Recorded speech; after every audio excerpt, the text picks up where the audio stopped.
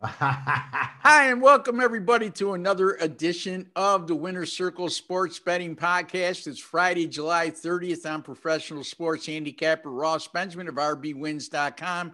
As always, on the end of the week segment, I'm joined by professional sports handicapper himself, and a pretty damn good one, Chip Chirimbus of chipwins.com. Chipper, how you doing today?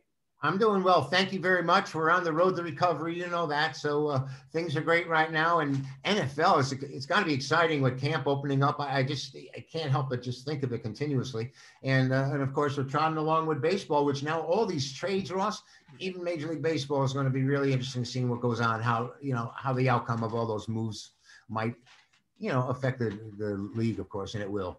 Absolutely. And again, Chipper, he mentioned this on our last podcast, and I just want to clarify. He went through a medical procedure. So when he says he's on his way back and he's mending, it's not because he's hurting, because he's on a terrible losing streak. So let me just clarify that. Well, that too, but no. Well, we've been doing regular season win totals on the OSGA network. I did a couple with Doug Upstone earlier this week. And we're going to do a couple today with Chip Chirimbus. So we're either going to give you a team to go over or under the win total. And Chip, I'm going to start with you. Who's your team that you're going to bet on, and which way are you going with it? When I first got this assignment, I love this. You're going over those numbers. You're looking for something that looks out of the ordinary. And I listed like 6-7 different clubs where I thought the number was high or low, or they're trying to be induced. There's 17 games this year. Am I right? There's 17 games? Absolutely. So that's something that has to be considered as well. And what I came up with, I know we in time we'll go over some of these other ones as well. But what I came up with was that one of the stranger numbers, Ross, was the Patriots at 9.5. But they're a plus 10 underdog to go over. Now, they only won 7 of 9 games last year. And, one of the reasons I think that, and they have to win 10 games to go 10-7. That's a huge leap from where they were. I think they have a chance to do it because Cam Newton, I think, is coming back with a mission. I don't know if he was healthy or not last year. Ross, we talked about this. They paid him $1 million, then they paid him $13 million to come back, and he wasn't all that great. I think that maybe it was supposed to be a prove-it contract, right, Chip? Right, and maybe with Belichick there, and he's learned the system, and they're gaining a little more confidence. That the Patriots have gotten some of the defections back and have made some pretty good moves. They got the running back from Oklahoma, Stevenson. They got the receiver from Central Florida. The kid's explosive. And, so Belichick there, I think 9.5 is a huge number. And I think it's easy to play this game under. So I'm going to go over. I'm going to go over for the Patriots, 9.5. It's just, I have them as an underdog. So it's virtually an even money bet, whatever I put up. So $1 plus $1.10, which is negligible. But I think that's the one that stuck out to me the most of when I saw these lines. I saw Houston at a flat 4. That was really strange. Cleveland number's pretty high, but this is the biggest whoa gotcha type number. Yeah, in the AFC East, all 4 teams have among the easiest non-division schedules in football, so that helps a lot. You also get to play the Jets twice, which should be 2 wins anyway.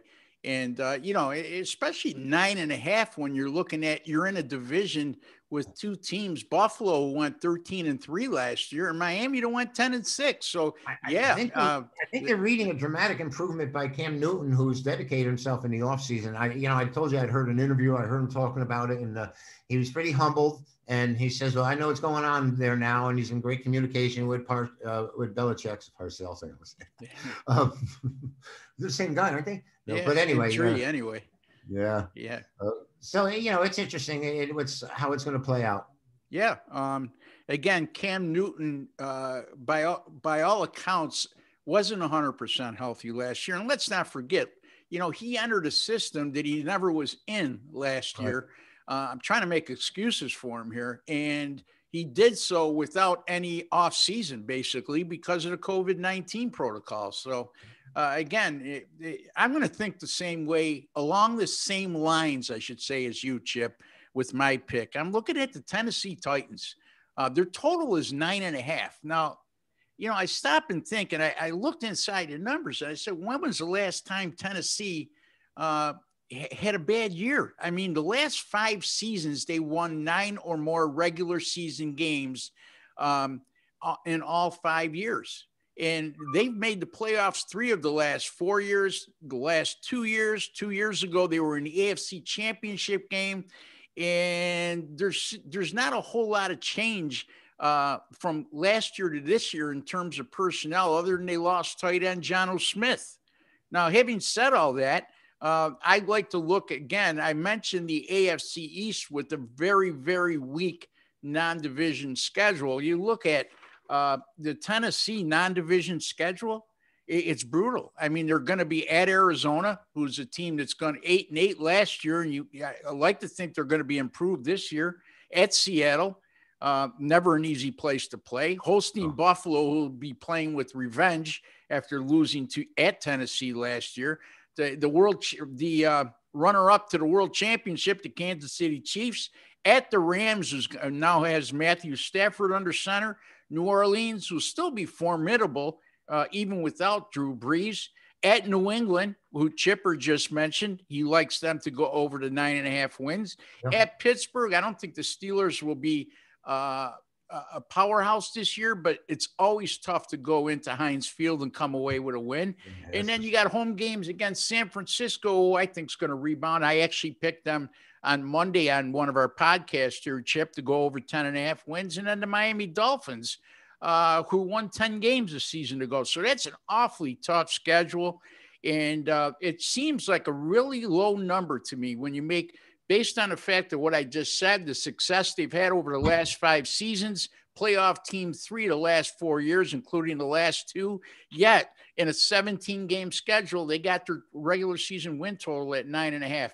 I'm going under 9.5, Chip, here on the Tennessee Titans. You know, that tough schedule, 9-8 might be a good season for them. I might even get them into the playoffs. Yeah. So, you know, they're a bona fide club. They're certainly pretty tough. And I can see it. I understand what you're saying. When you started mentioning the teams that they're playing, particularly on the road, and, you know, you mentioned the Niners, and the Niners got an awful big break, I think, by the Rams losing their running back, because that kid's all pro. Akers is his name. You know, he was just really coming into his own, and he's done now for the year. So yeah, that's too bad. The Rams may be hurting a little bit there, and wide receiver.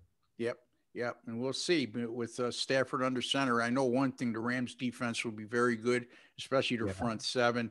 In any event, Chip, you're going to take the New England Patriots over 9.5 wins, and again, I'm going to use the same logic by going under 9.5 wins with Tennessee based on the success they've had over the last 5 years and a 17-game schedule. Why are they only 9.5? The books aren't that nice, folks. So again, repeating, Tennessee under 9.5 regular season wins. New England over. Is it 9.5, Chip? Over 9.5 plus $1.10. Plus $1.10. That's an extra boot right there. So in any event, until the next time, for Chip Chirimbus, I'm Ross Benjamin. We like to wish each and every one of you all the very best, and good luck, and God bless.